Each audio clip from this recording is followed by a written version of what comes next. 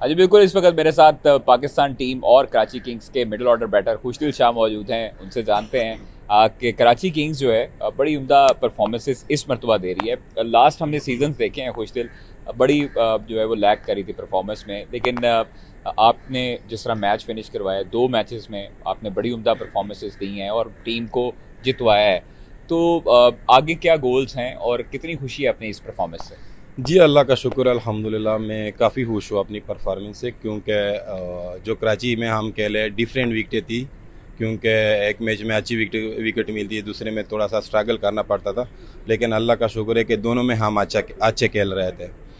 तो मैं अल्हम्दुलिल्लाह काफ़ी खुश हूँ अपनी परफॉर्मेंस है और अपनी टीम की परफॉर्मेंस है। और जो हम माजी में गलती करके आ गए, और इंशाल्लाह हम ये कोशिश कर लेंगे कि आगे वाले मैचेस में जितना हम कम करें ये गलती, इंशाल्लाह इतना हमारे लिए अच्छा होगा।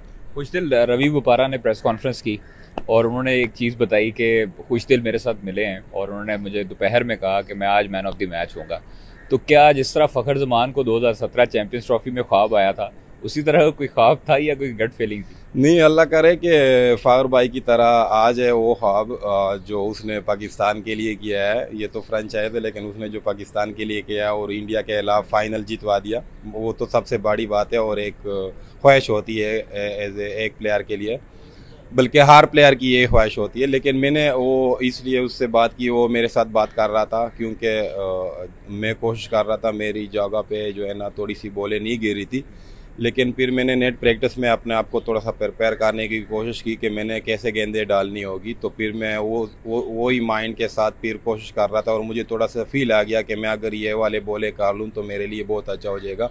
तो फिर मैंने कोच को बोला, रवि बुपारा को, कि इंशाल्लाह, वो मेरे से बात कर रहा था कि आप हमारे मेन प्लेयर हो और आप ये कर सकते हो। तो मैंने उनको बोला कि इंशाल्लाह मैं आज आपको मैन ऑफ द मैच करके दे दूंगा इंशाल्लाह। अच्छा, हमने देखा है कि गैर मुल्की प्लेयर्स हैं और गैर मुल्की ही कप्तान है आपकी कराची किंग्स का, डेविड वार्नर, टिम साइफर्ड। इनके आने से कितना फ़र्क महसूस कर रहे हैं कि टीम बहुत अच्छी अब लेवल की पहुंच चुकी है और किसी भी टीम को हराने की काबिलियत है इसमें? ये तो प्लेयर तो अल्हम्दुलिल्लाह जितने भी किसी भी टीम में आते हैं और सारे अपनी कम्बिनेशन और अच्छे प्लेयर पिक करते हैं अपनी टीम के लिए, और जो उसके लिए चाहिए होते हैं वो प्लेयर लेकर आते हैं। तो हमारे वालों ने भी वो प्लेयर बुला लिए।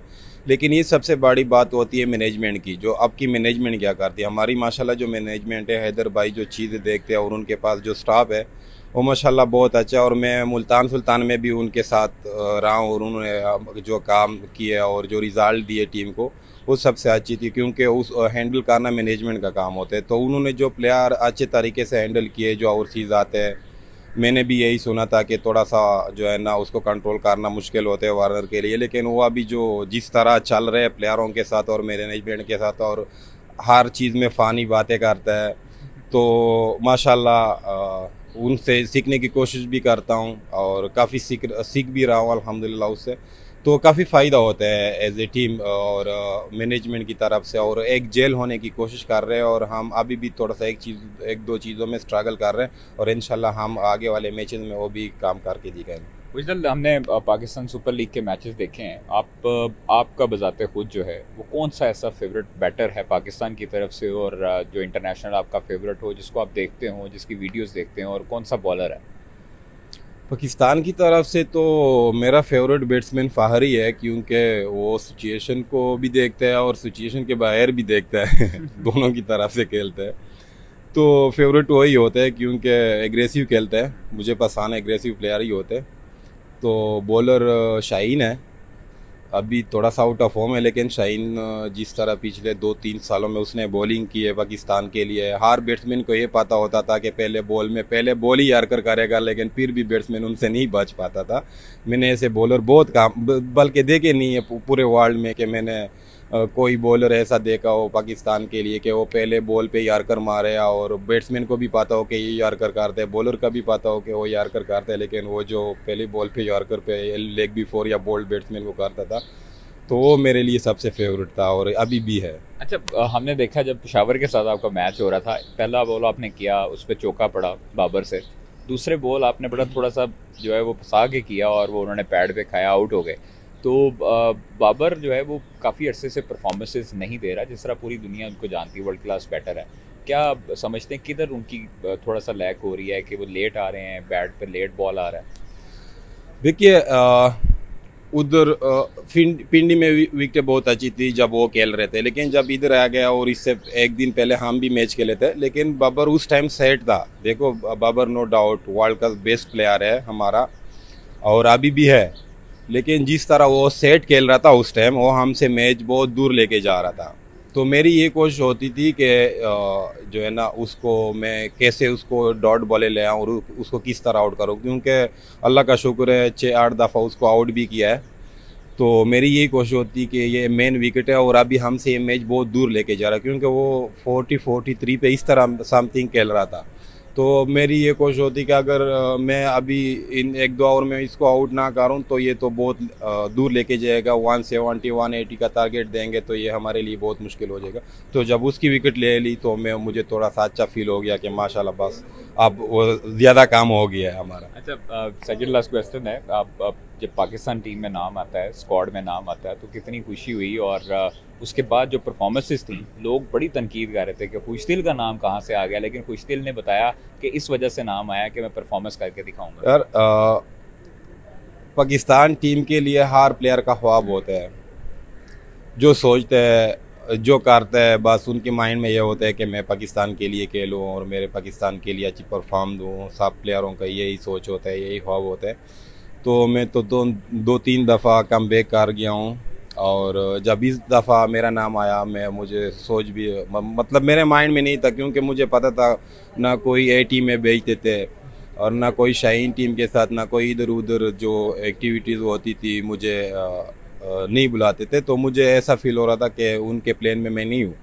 लेकिन जैसे मेरा डोमेस्टिक ये जो पाकिस्तान कप का जो वनडे था उसमें परफॉर्म कर गया हूँ 5-6-7 नंबर पे, डिफरेंट 5 पे भी खेलता था, 6 पे 7 पे, जैसे भी कोचेज मुझे भेजते थे मैं उसी नंबर पे जाता था। फिर उसके बाद T20 में खेला हूँ पाकिस्तान का, उसमें परफॉर्म कर गया हूँ अल्हम्दुलिल्लाह। फिर वो उधर भी फॉर्म लगी थी, गयाना में भी फॉर्म लगी थी ग्लोबल लीग की, उधर भी परफॉर्म कर गया हूँ और जो BPL में भी फॉर्म लगी थी।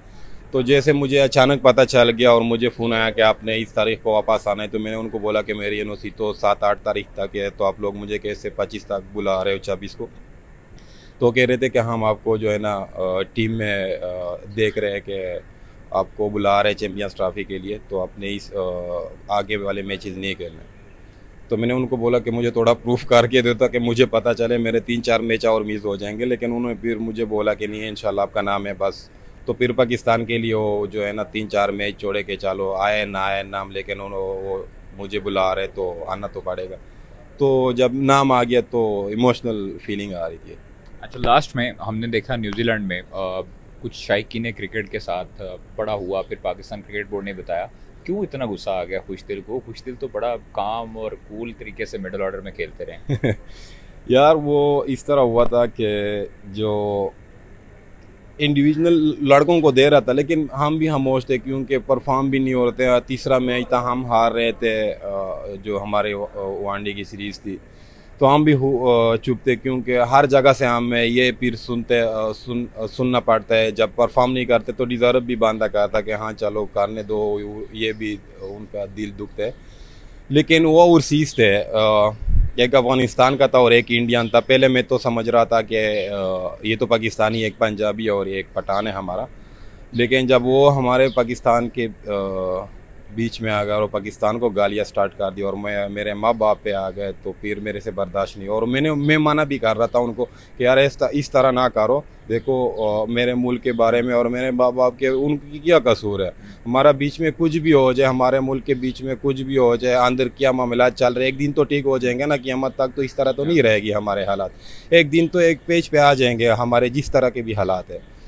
लेकिन वो नहीं मान रहा था और वो ऐसे मतलब गालियाँ दे रहा था कि वो बर्दाश्त से, मैं इधर बता नहीं सकता आपको, ऐसी गालियाँ दे रहा था। तो फिर मुझे भी पता नहीं चला, क्योंकि फिर इतने भी बेगैरत नहीं है कि फिर अब कोई मुल्क के बारे में और माँ बाप के बारे में इस तरह वेड लैंग्वेज यूज़ करे और आप उसमें भी खामोश हो जाए, तो हमारा ज़मीर ये गवारा नहीं देता ऐसा। तो मुझे भी बर्दाश्त नहीं हो गया उससे। Thank you.